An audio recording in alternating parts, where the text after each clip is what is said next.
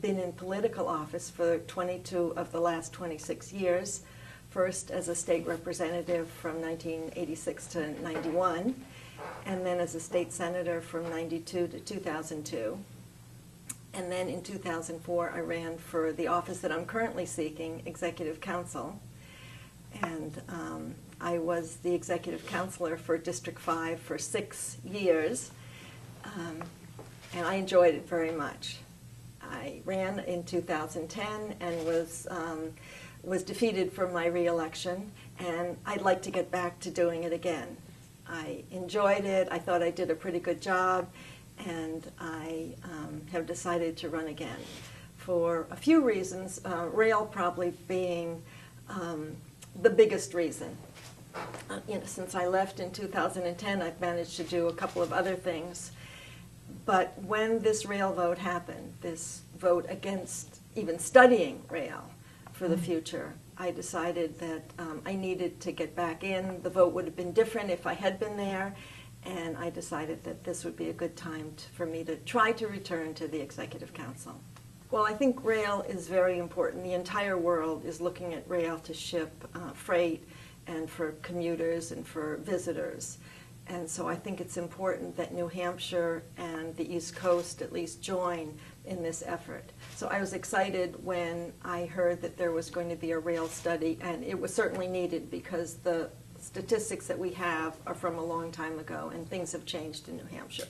So I was excited to hear that we were going to study rail, and that perhaps we were going to, after the study was finished, move forward and try to get rail at least to Nashua, from Nashua to Lowell to Boston, and then from Nashua up onto the airport. And I think that's an important step.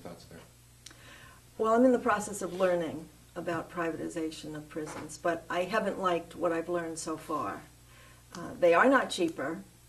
The companies that are in business, in private business, to run the prisons have a stake in seeing the prison population increase. Otherwise, they wouldn't be in this business. I have a stake in seeing the number of prisoners decrease.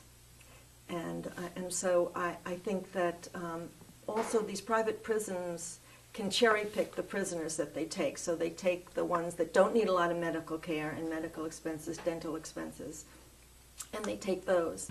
Certainly the Planned Parenthood vote, the deciding vote was cast by my opponent to shut down Planned Parenthood clinics in New Hampshire, was a vote that I disagreed with strongly.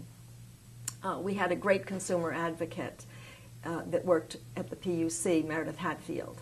I knew her. I had voted for her before. She was great as a consumer advocate. She advocated for the consumers very well.